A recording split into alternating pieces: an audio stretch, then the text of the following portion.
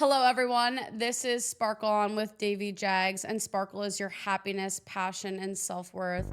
Today, I'm so excited to have Reena SenGupta, who is an astrologer, coach, and founder of Sundara Dharma.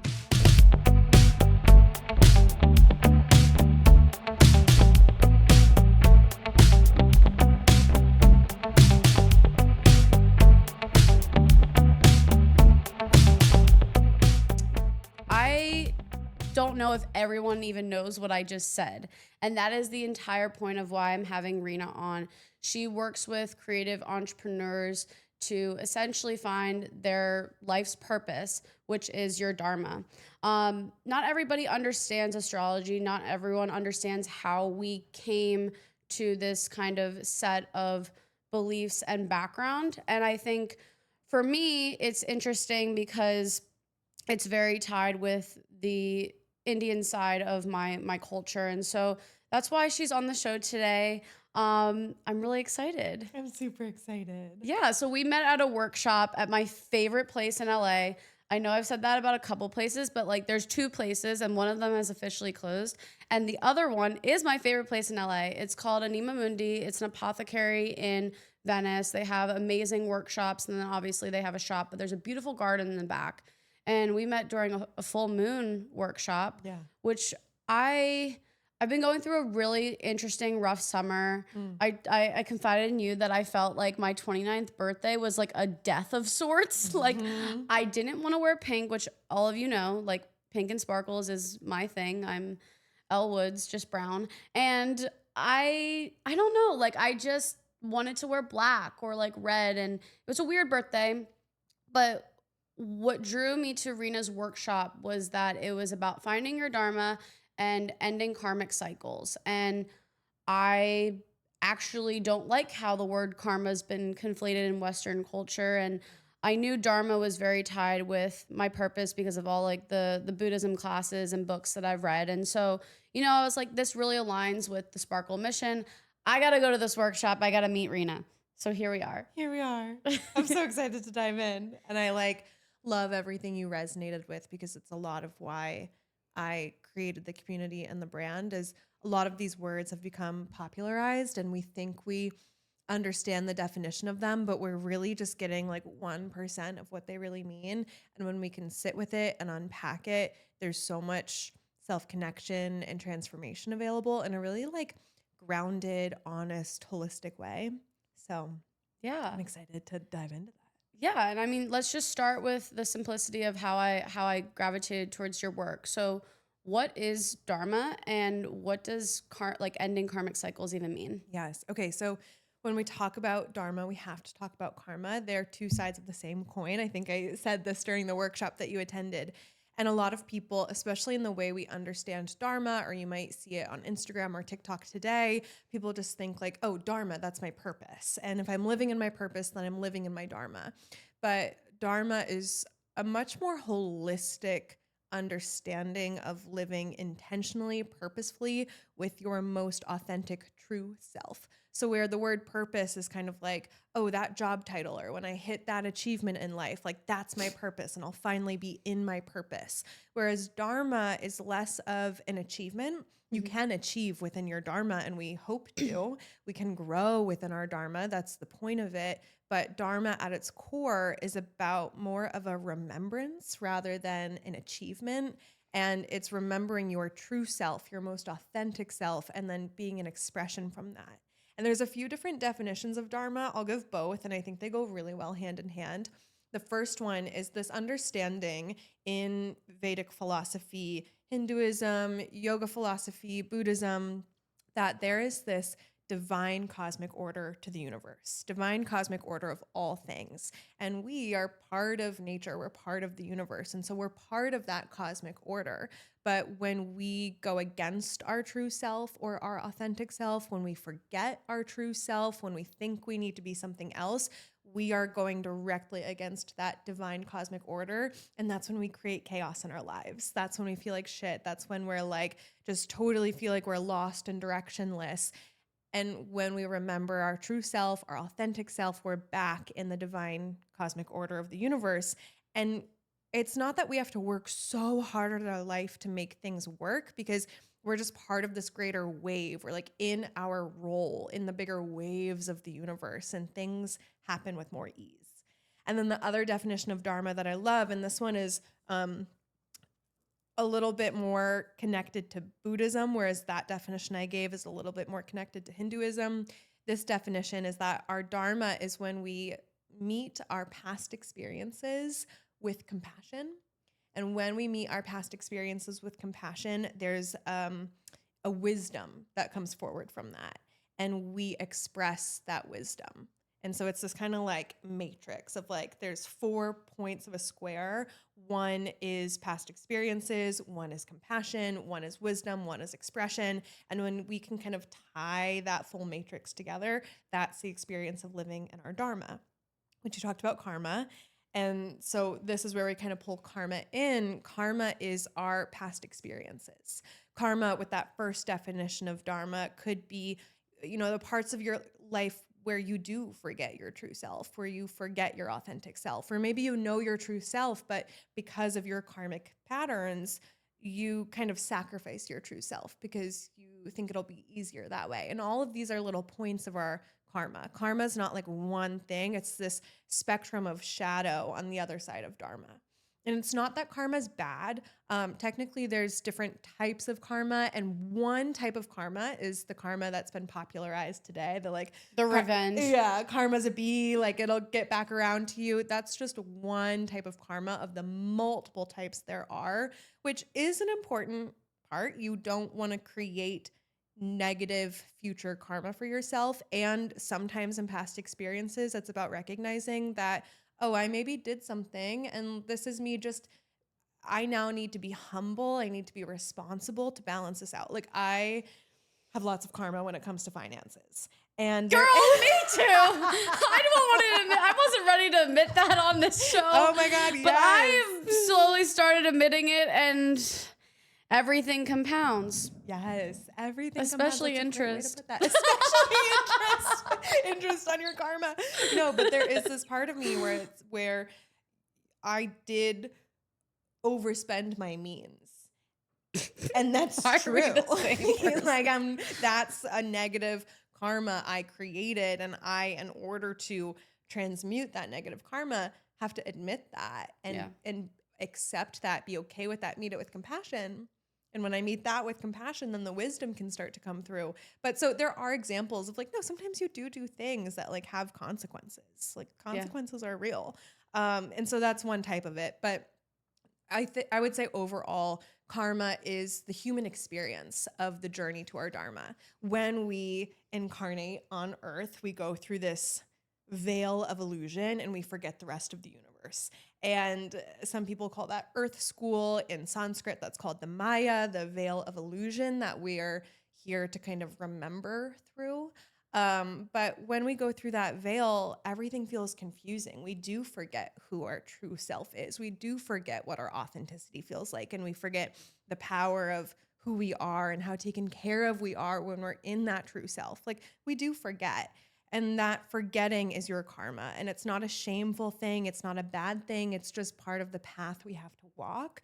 And when we do our karmic work, when we close out patterns that are keeping us in our shadow rather than returning us to our truth and expressing from that place, ultimately, when we do the karmic work to close out those patterns, then we return to our Dharma, but embodied, where we don't even have to say anything. And I think there's these tales of the Buddha in his later life sat in complete silence for the last 2 decades or something like that. Mm-hmm. And I think, who knows what those tales exactly how true all of it is. I'm sure a lot of it is true, but I think that's just such a good testament of your embodied Dharma gets to a point where you actually don't need to say anything in order for people to feel your impact, your role, your effect, and ultimately your truth, your authenticity. It's a frequency that exudes out of you, and people feel, people respond, people are affected by it. And of course, I'm so into the voice. I want the whole world just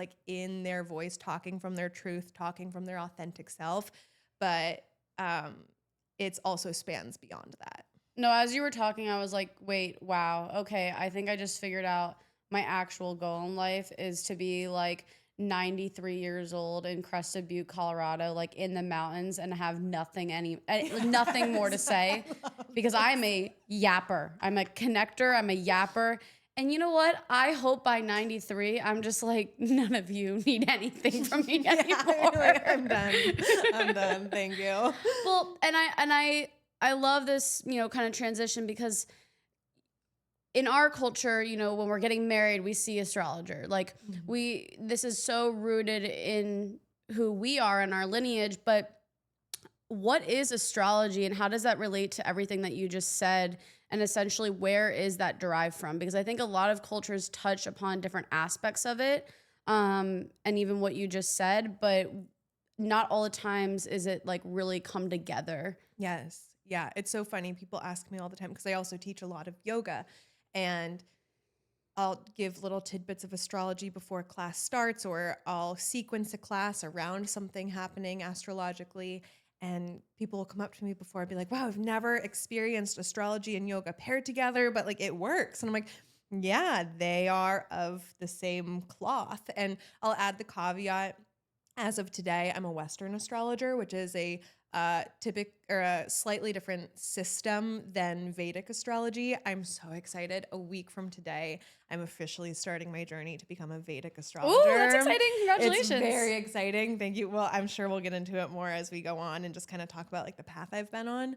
But so when we talk about astrology and yoga being linked, astrology and Dharma being linked, like really Vedic is going to be that astrology system that gets you in closest conversation with your Dharma, but both systems are so informative and so powerful. I've been a Western astrologer officially for 5 years, teetering on 6, and the synchronicities, the transformation, the self-exploration, the self-acceptance, the self-knowing, the self-trust, like that is what astrology really has the power to offer you. It's this reflective tool that you can think about life on a grander scale and just start to understand, through this perspective of, okay, I ended up in this place called Earth, and like, I don't really remember anything beyond this. I don't know what's happening here or in the rest of the universe, but like, let me sit with this blueprint.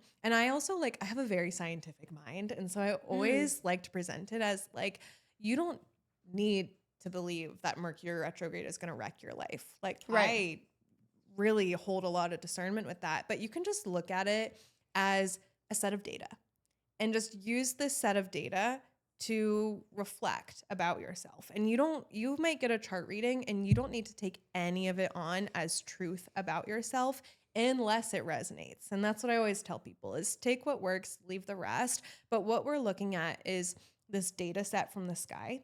And we're using this data set to just kind of get these contrast and compare parts of ourselves that will start to make it easier to kind of run the ropes within your sense of self and walk the turbulent path of life with a little bit more understanding of like, oh, I'm not wildly off path, or there is a big picture playing out here. It's not that everything's falling apart. It's that like something is really intentionally moving. It's calculated. Yeah. So when you ask about like what astrology is and how it relates, I'll pull us back to that Vedic understanding of Dharma, which is that there is this natural order to the universe and of all things, and we're part of that.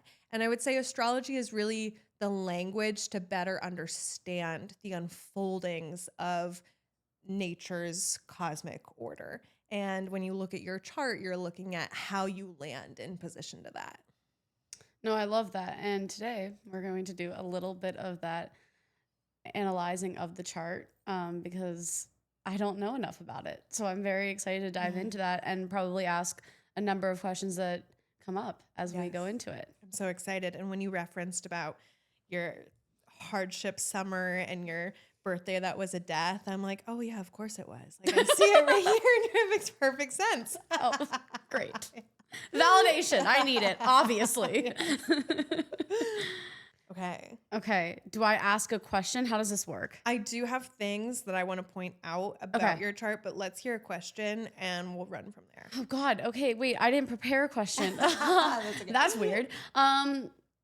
Okay. So I guess I understand that, sometimes you'll be at like a bar and you're in the girls' bathroom and someone's like, what's your sun, moon, and rising? And for the longest time, I was like, I don't know. I'm a Leo. I'm probably a Leo across the board. Like, doesn't that make sense? And then I discovered, because my mom could not remember the time I was born, but she knew my sisters. Anyways, I obviously have insecurities. No, she figured it out. I made her go into the safety deposit box and find my birth certificate. And so it was 5:27 p.m. on August 13th at the Reading Hospital in Pennsylvania. And so I guess we can start there. What is this differentiating thing between sun, moon, and rising? And guys, for all of you that think I'm wild, I am, but I'm not a Leo across the board. I am a Leo sun, Leo moon, and Capricorn rising. And even when I say that, people are like, oh, like I'm frightening. You're a powerhouse. I don't know. You're a powerhouse. I think I'm just loud. But you're a sensitive powerhouse. And there's some Obviously, loudness to I'm it. sensitive. I cry every day. Okay, so sun, moon, rising. It's really simple. It's where the sun was when you were born, the day you were born, where the moon was the moment you were born. And then your rising is dependent on your location. The moon can also really, you need like your locked in time because the moon moves so fast. So that's why you need the details of birthday, time, and place to just get the clear positioning. But the rising is what was on the horizon the moment you were born. So Capricorn was on the horizon the moment you were born. And I always say the rising sign is, I think, the most important part, especially when you're looking at a Western whole sign chart, because the rising sign is what determines how the rest of the zodiac wraps around your chart. Because it's what sign was on the horizon the moment you were born. And then from that sign, the rest of your chart kind of takes shape. Okay. So your rising is, yes, how people see you and how you approach life, because it's part of the first house, which are those themes.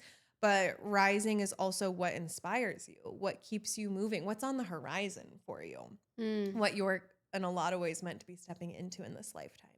So while the sun is your core self and your core self is Leo, it's expressive, it's full of life, it's creative, it's fun, it's playful, you're also really stepping into that Capricorn side of yourself, the side of you that's goal-oriented, the side of you that's secure, the side of you that has ambitions and goals and makes really determined, focused progress towards that. And not just about the goal, but like really the process of like being in a creative challenge is your sweet spot. With that, the moon is more about our emotional inner world. And so it's just what you need in order to feel more well-being. Your moon is also in Leo, so that makes it a little convenient for you. Like you have your zone within Leo where you have your core self, and it also soothes you. It soothes you to feel expressive, to connect to your inner child, to be theatrical, to add spark in, hence the name. Like when I looked at your chart, I was like, oh, no wonder. Like, it was like all of your mission makes complete sense. The part that I want to say about your chart, and this relates to when you said this birthday felt like a death, your sun and your moon are in the 8th house, which is death and rebirth, transformation, vulnerability, and kind of these like intimate shared moments of life. And so in a lot of ways, you have a really deep core self. Having a sun there, like you are a deep person. You are a transformationalist. You love to transform and you want to meet people in their transformation. And I'm sure like if you're talking to someone, like, yeah, you can like chit chat, laugh, have fun, but like you want to know what they're doing, like what they're transforming, what they're going through. And then with your moon there, you have to feel your emotions fully. And because it's in Leo, like you have to give them expression and go through the whole emotional cycle. Because especially for you having a moon in the 8th house, that's how you move through that death and rebirth. That's how you complete a cycle, which brings you transformation. And especially because you have moon in the 8th house of intimacy, like that's how you feel close to people. When someone can be with you on your emotional process, you're like, okay, now we're close. Like now you get it. I trust you. So, you'll have many death and rebirths in your life.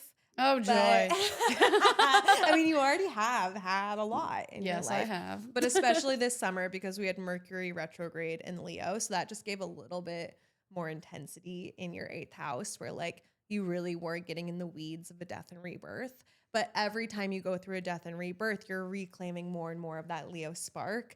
And you'll come out each time. And like, remember this next time you're in a low, where it's like the spark feels a little further away, or like, I can't necessarily find it. It feels heavy. Just know that it's not permanent. And when you do find it, which like you're not in control of that timing, it will unfold. The transformation unfolds in its own time. But when you do find it, when it does return, it'll be 10 times more vibrant. And it's that embodiment. It's that the karma to dharma. Like you're walking through the karma to be able to show up to the dharma next time so much more embodied.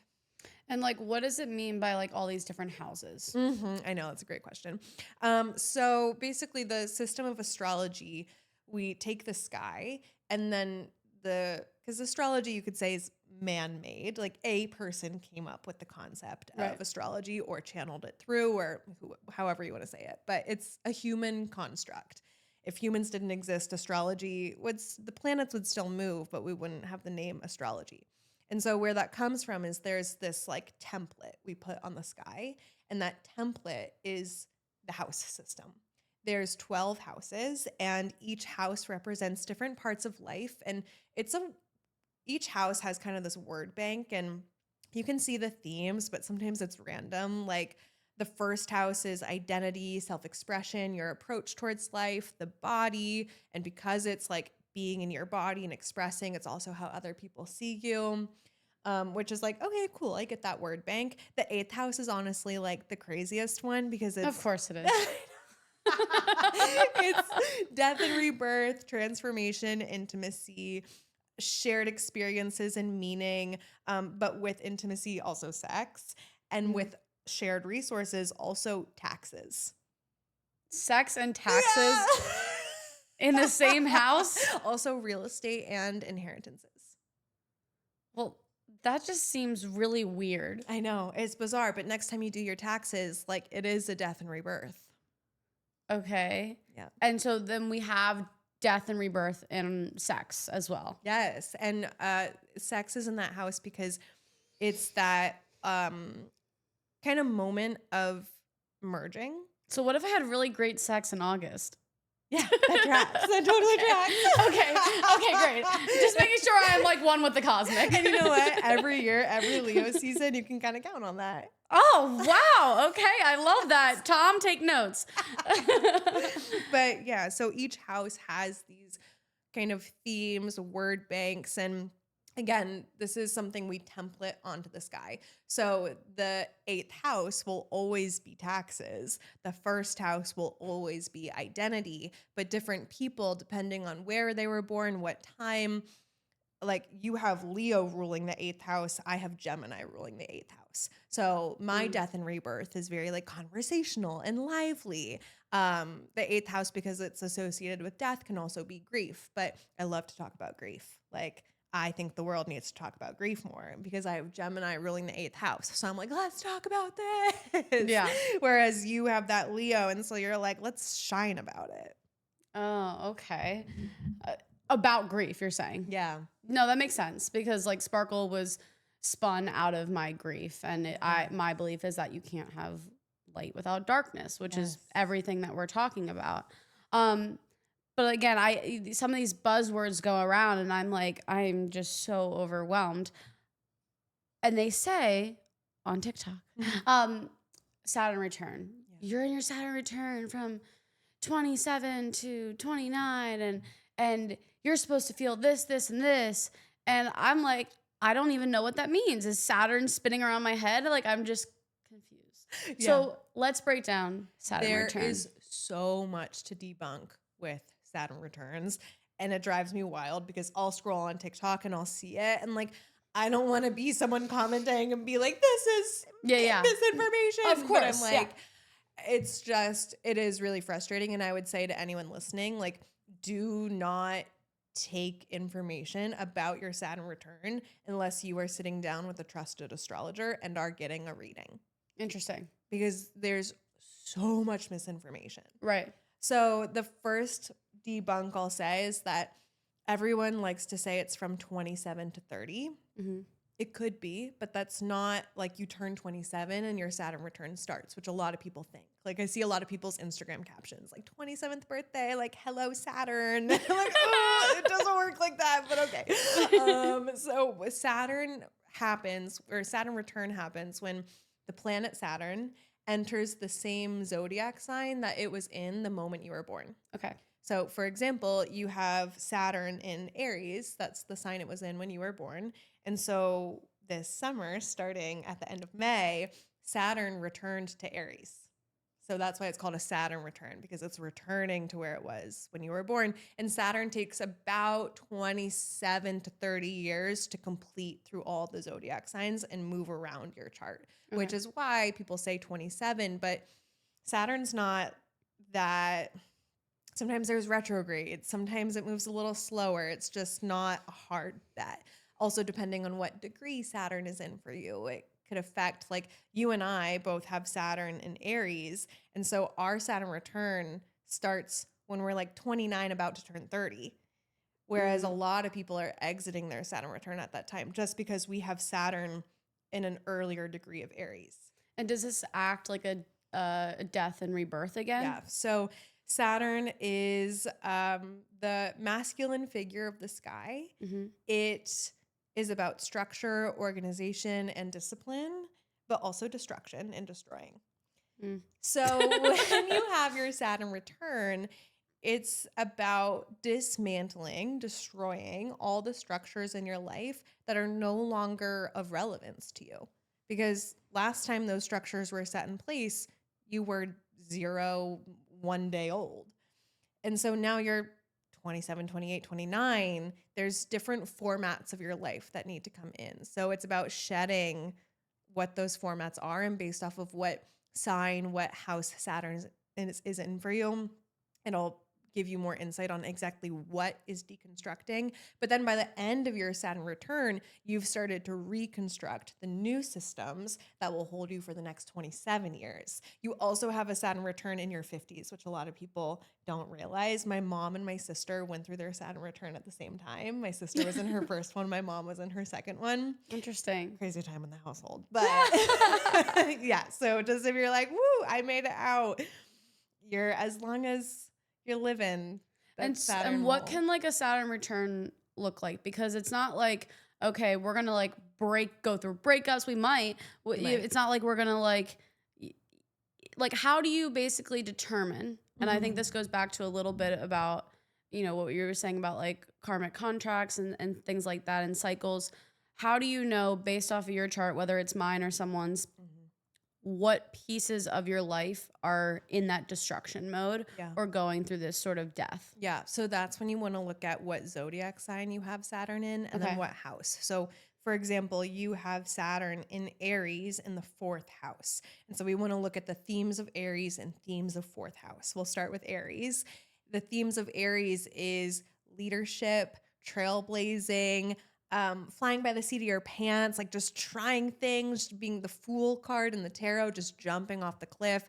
Because you have Saturn in Aries, for your life up to this point, you've been someone who you're like, let's just try it. Like, no, we don't need a practice run. Like, let's just go. Even us sitting down to record this podcast and we hit play and you just like went right into the intro and I'm like, oh, she's not even doing some vocal warm-ups. Like, like that. I did actually, you know what? That's so funny that you said that, because for the first time to any of these recordings, I was doing vocal warm-ups in the car. No way. Aren't you proud of me? Well, that's your Saturn return coming in. Damn, guys, I am evolved.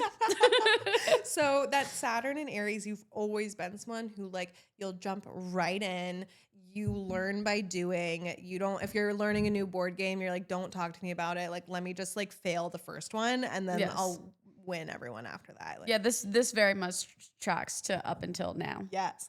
And so when you have your Saturn return, because your Saturn is in Aries, it's about learning, okay, I have this spark that I can just like ramp off of, but what if I brought some longevity into it?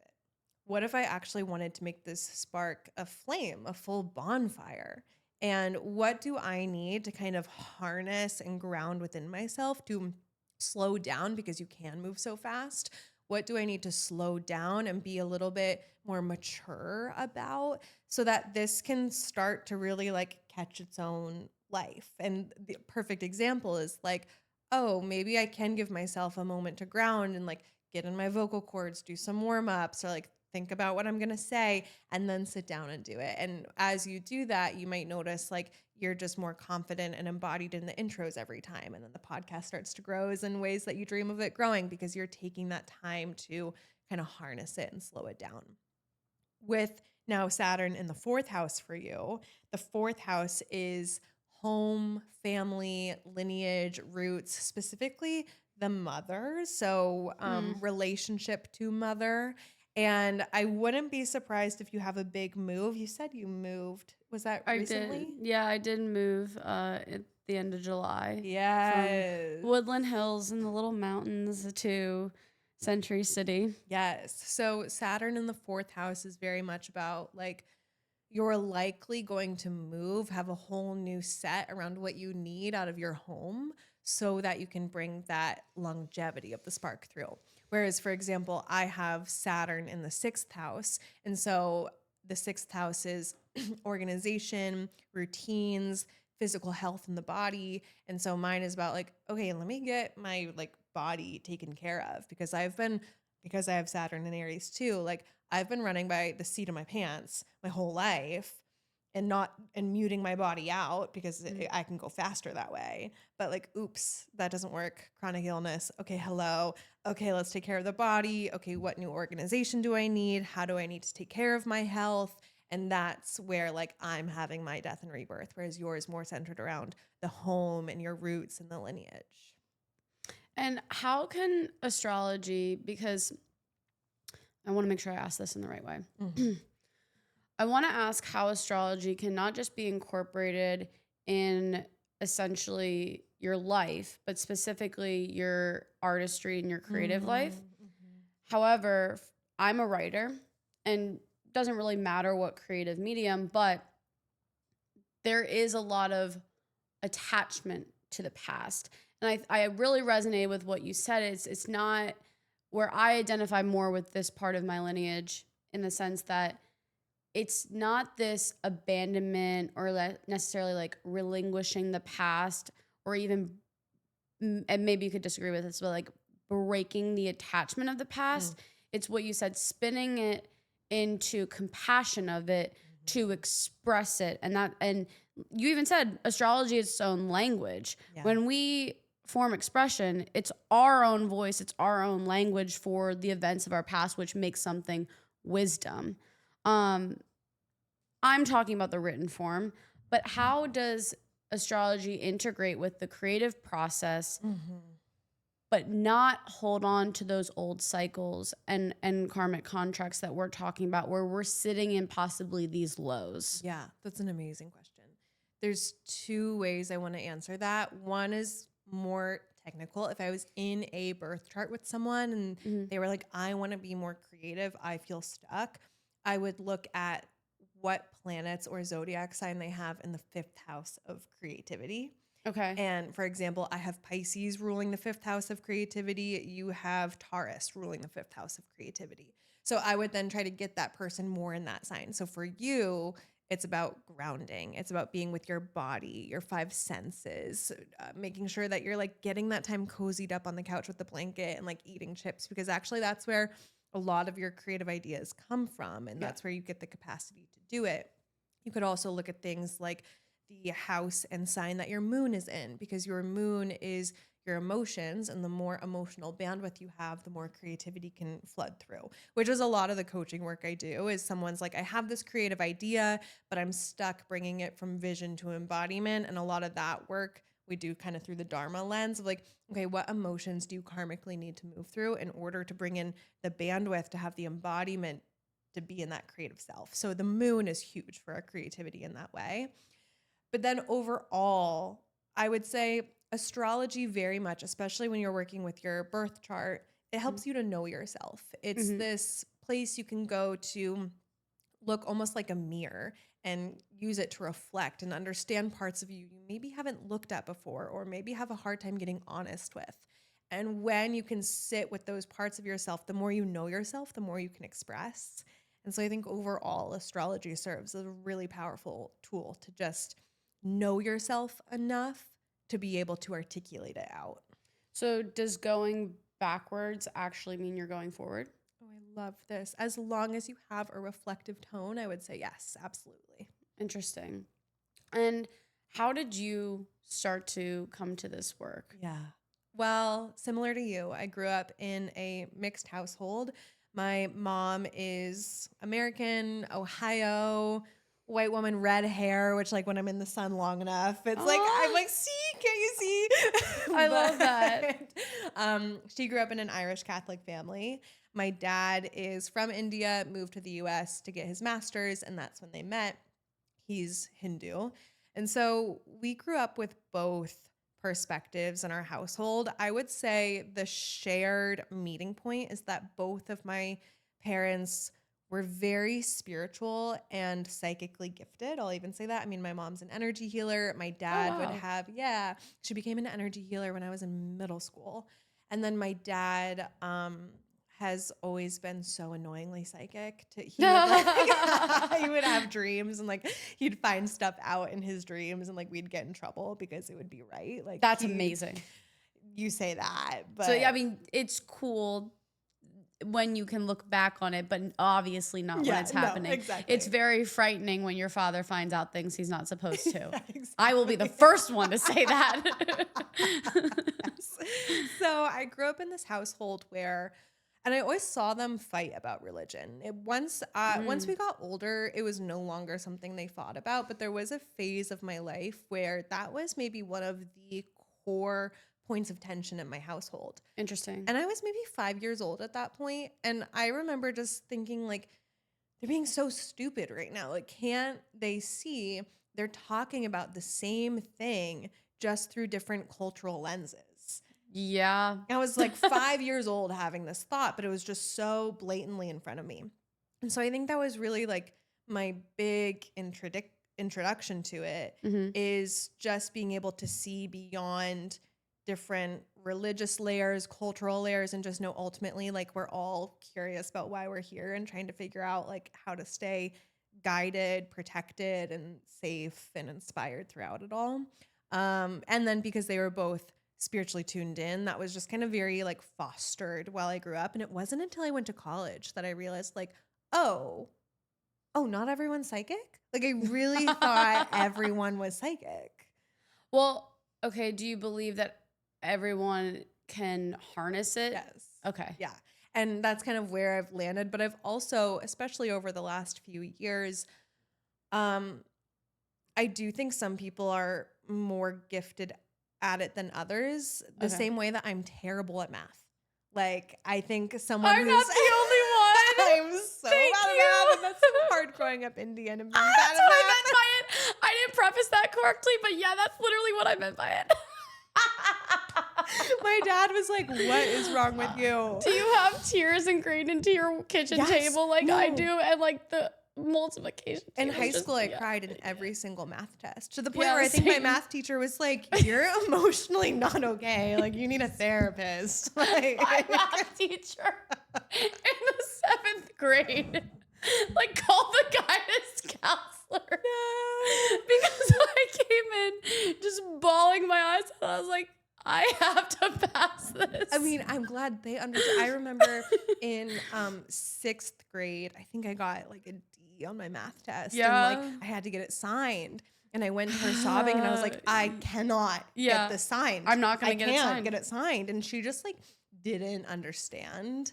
And I was like, you don't like I am not okay. I almost wish she sent me the guidance counselor. That would be so No, great. I remember vividly in 7th grade, it was like my third D.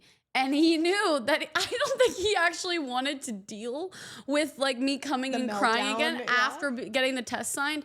And I'm pretty sure I did not have to get that test signed because he didn't want to deal with my emotional breakdown. And my theory is they say B's get degrees. Yeah. C's get degrees. Yeah. Well, guess what? At some schools, D's get degrees and Davy gets degrees. Yeah. So screw math. Screw math. I'm so glad I don't have to do it anymore. But where was I going with that? Yeah, sorry. I completely derailed that. No, we needed that moment. That we did. A therapeutic moment. But the same way that some people are better at math, I do think that some people are more in acuity with their like intuitive perception.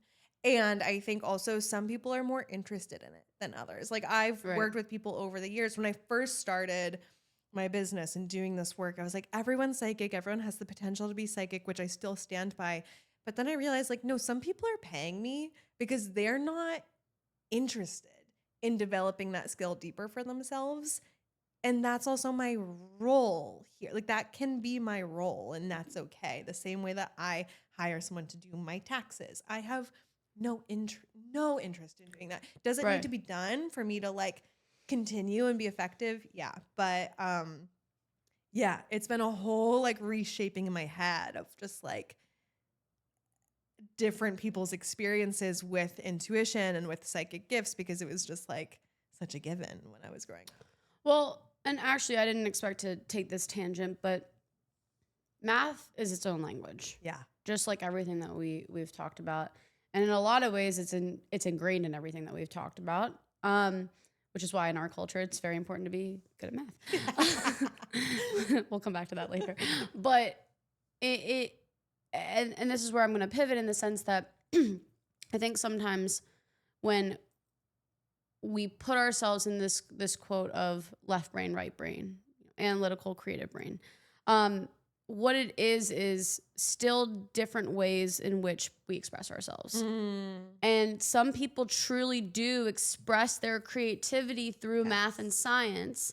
But in the ways that we were probably raised, we're learning it in school, Ohio, Pennsylvania, was a different version of how it was taught and expressed in the teachers that were, right? Like I've had some teachers where I've actually enjoyed math class. Yes. Because it's maybe delivered in the way of like a story. Or I remember this actually with one of my accounting classes. Oh, wow. Doing it in a way where it's learned by doing. Yeah. Or like giving real life examples rather than like, okay, here's a template, follow this template. Yeah. And so I think, well, I'm more being like, I need to stop saying that I'm bad at math because I've decided if I can go rock bottom, then I can also be extraordinary. So that's like my new thing. I love that. But my question to you now is in your work with some of your clients and based off of astrology, do creative people, do entrepreneurs, people who just go through general life's up and downs, if you have the tool of astrology to look at, okay, this is when you might be experiencing some turbulence, is rock bottom necessary? Ooh, it's an amazing question. I also want to add before I jump into that I knew when I was a kid I wanted to be an astrologer. Oh, okay. Well, that's amazing for you. I had no idea what I wanted to be. So. Well, but then I would cut it out because I'd be like, well, clearly you need to know math in order to do that. And I remember being young and being like reading Yahoo horoscopes and then like getting astrology books and being like, I would love to learn this more, but there's no way I would ever be capable of that. So never mind. And then it came back around, but through the moon and through yoga. And I learned it more thematically and I learned it through the body and sensing and feeling. And then the next time I went to go look at the chart, I'm like, this is the most simple equation template I've ever seen.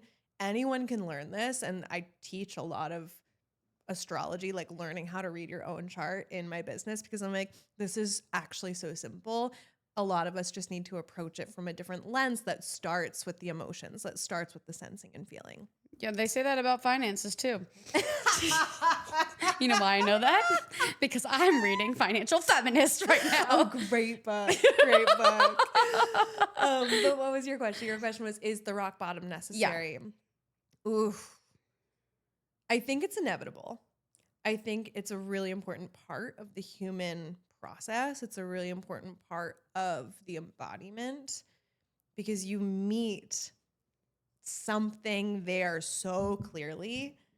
And sometimes it takes like months to meet it, but it's there. And like you can only meet it there, that it's worth it.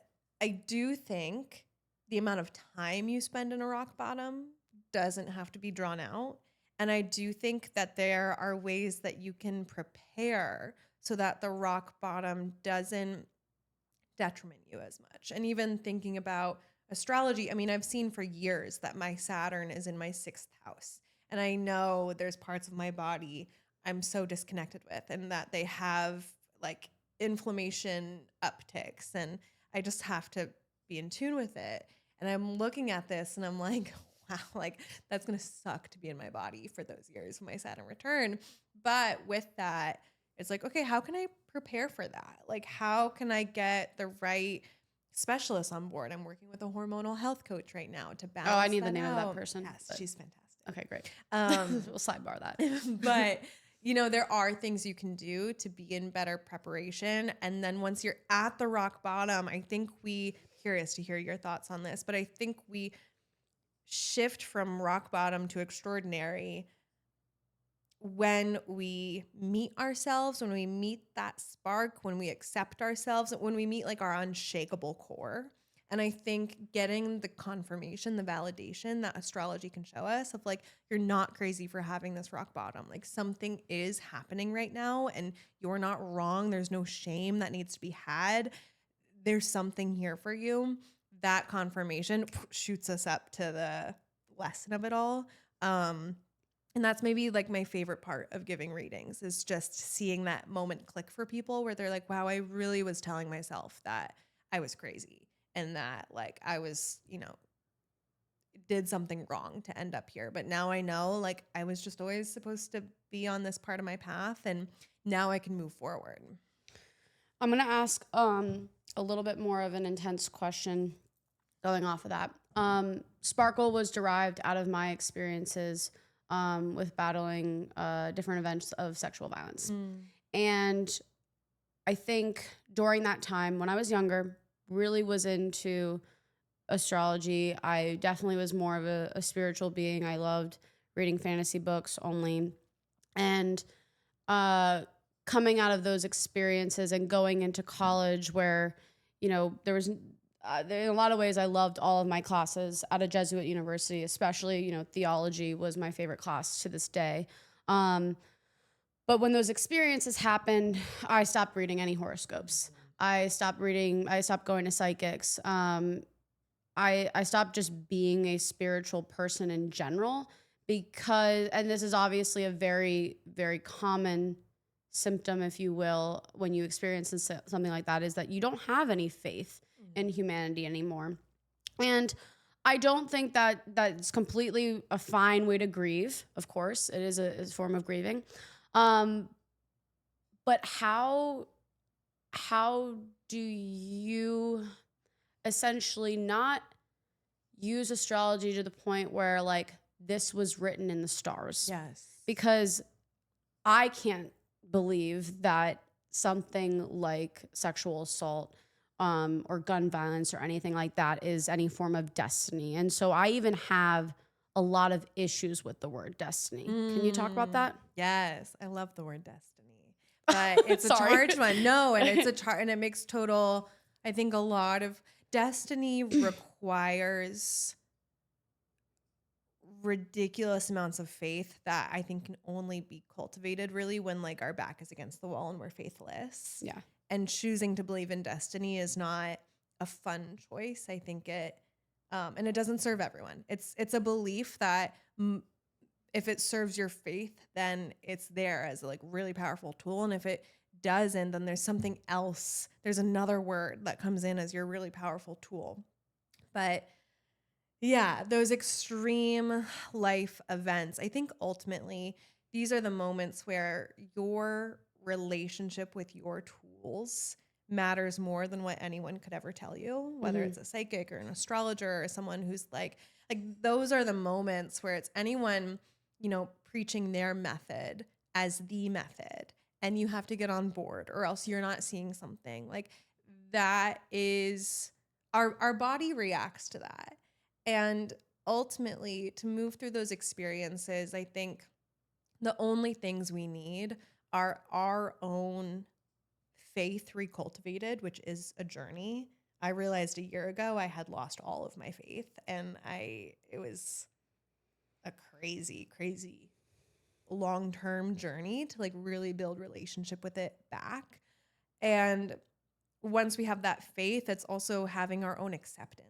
And I think that these are like really internal soul journeys, like you and your soul. And some tools could come in, like astrology. Someone might look at their chart and be like, that makes so much sense that transit was happening in that time of my life because like this is what happened. And that actually gives a lot of context. And I feel like I have something to do with it now. Like I feel like I have my agency back with it.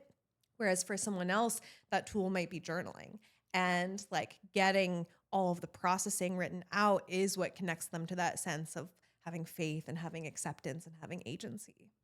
Yeah, and I think sometimes it's a combination of all those tools, Yeah. journaling and obviously that's what the show is about, is just presenting a diverse array of tools that can help you find that spark again, because you're not going to avoid dark times.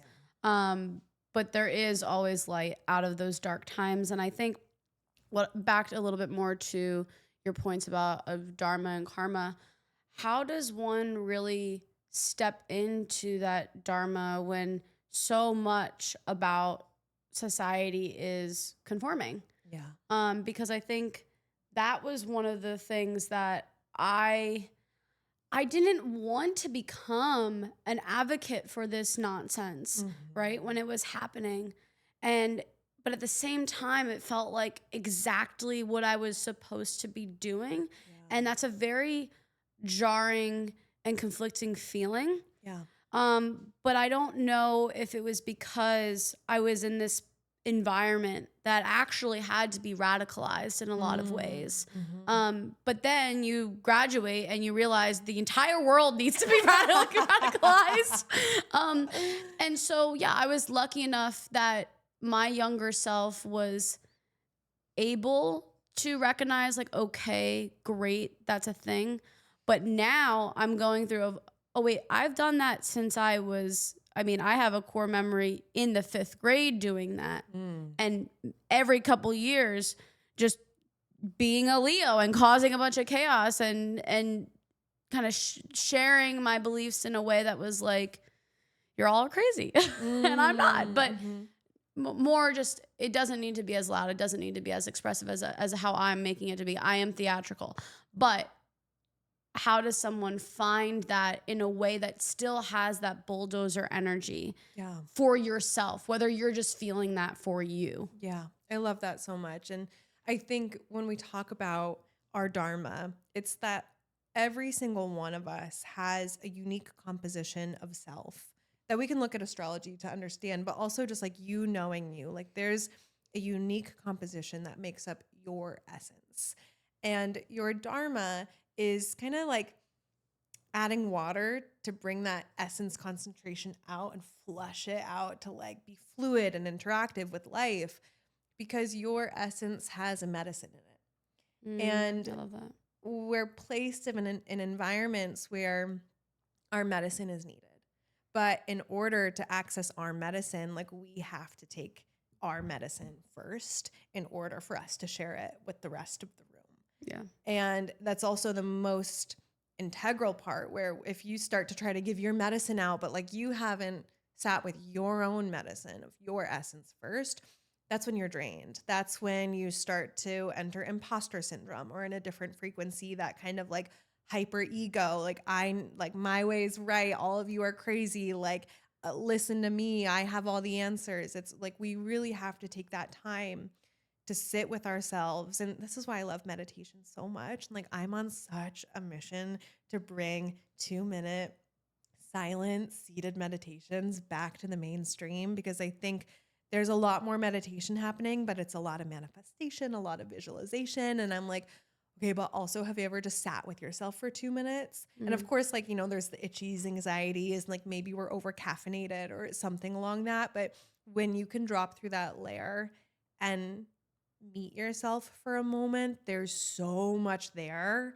It's life force. And it's that, like, that's your bridge to these greater universal energies that then you channel through you.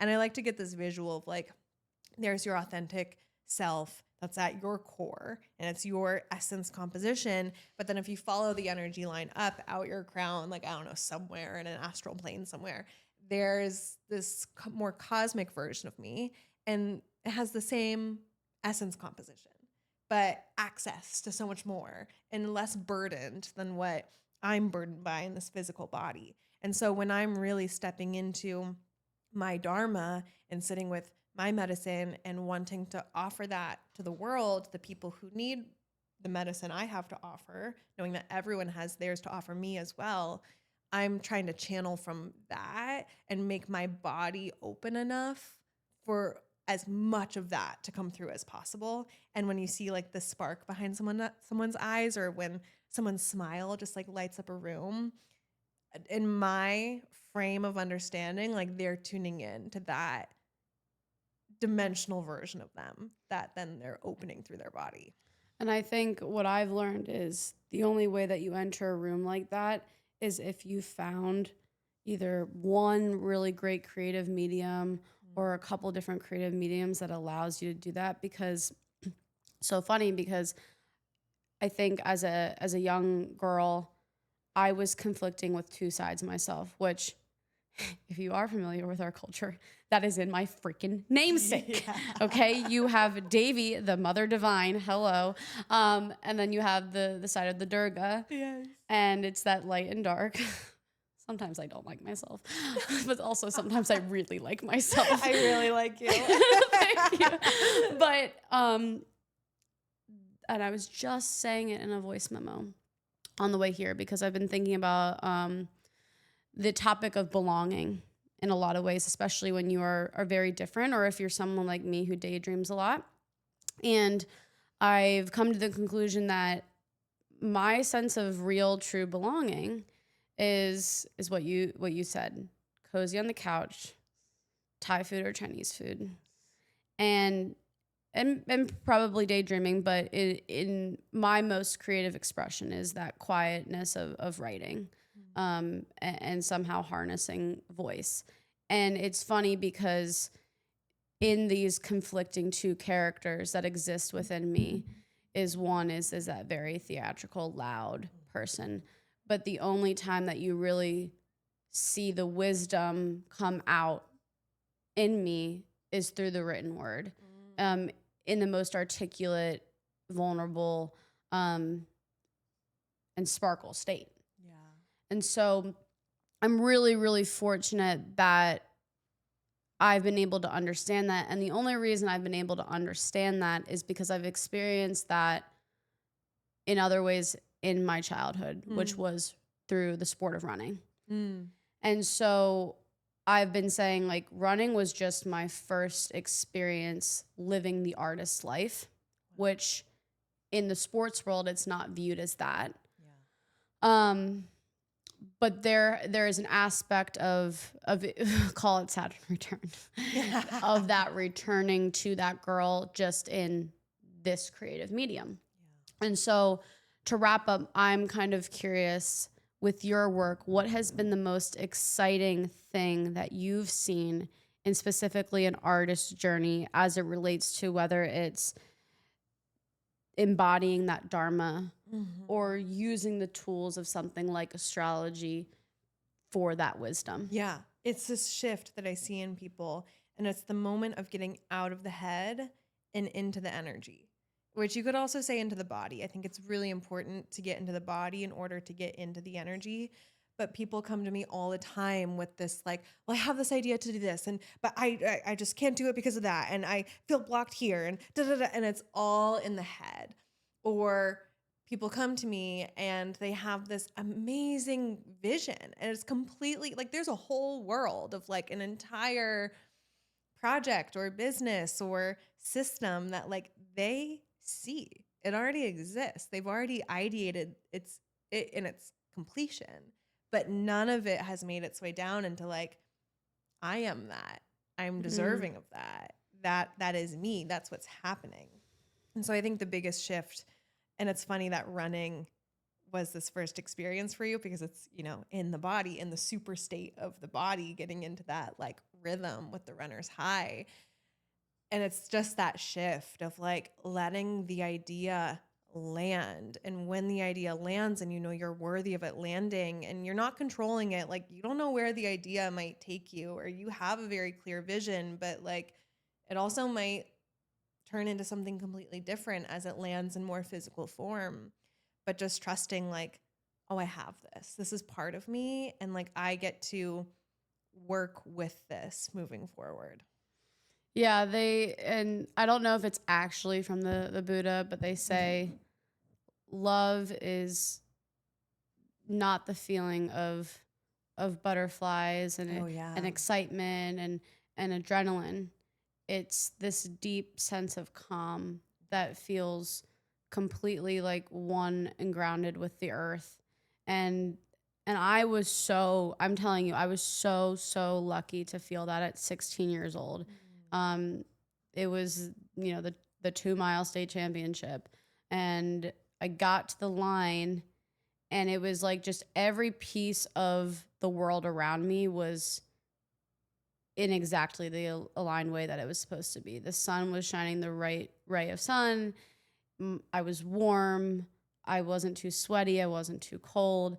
And it was like this complete calm of an trust that I had in myself that I was going to run the fastest that I've ever run that day. I wasn't necessarily going to win, but I was able to, before the gun ever went off, feel like I won because I learned what love was for the first time at 16 years old. That's what every 16-year-old dreams of.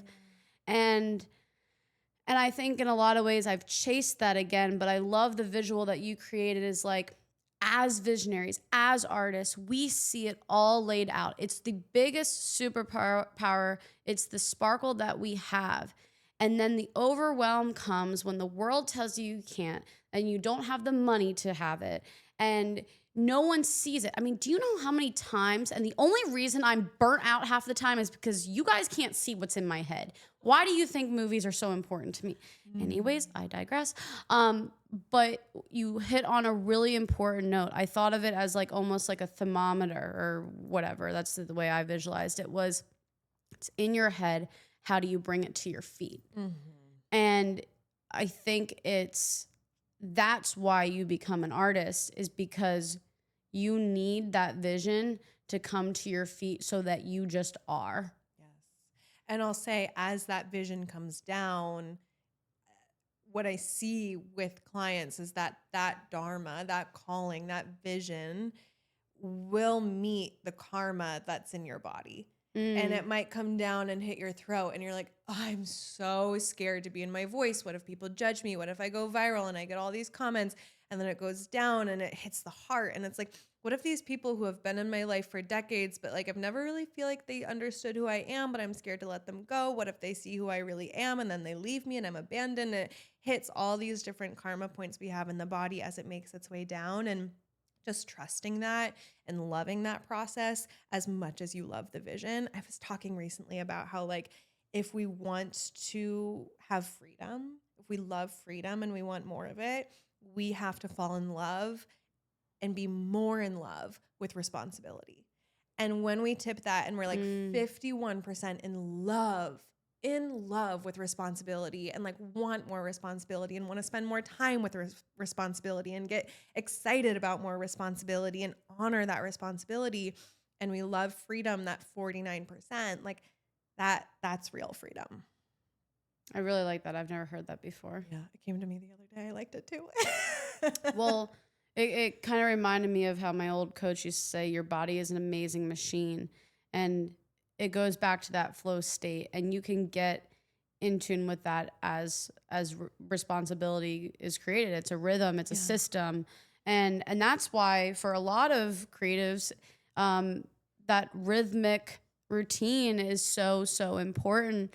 And I mean, that's kind of your work with even the meditation stuff that you do. And there's so many tools. I feel like we're gonna have a part 2 because this was awesome. But thank you so much for sharing so much about your purpose and your sparkle and how you got here and the ways in which you help different creative entrepreneurs. Thanks for having me. It was so fun to talk, and we should talk about money next time because that's God. a whole other rodeo. There will be tears. So sparkle on.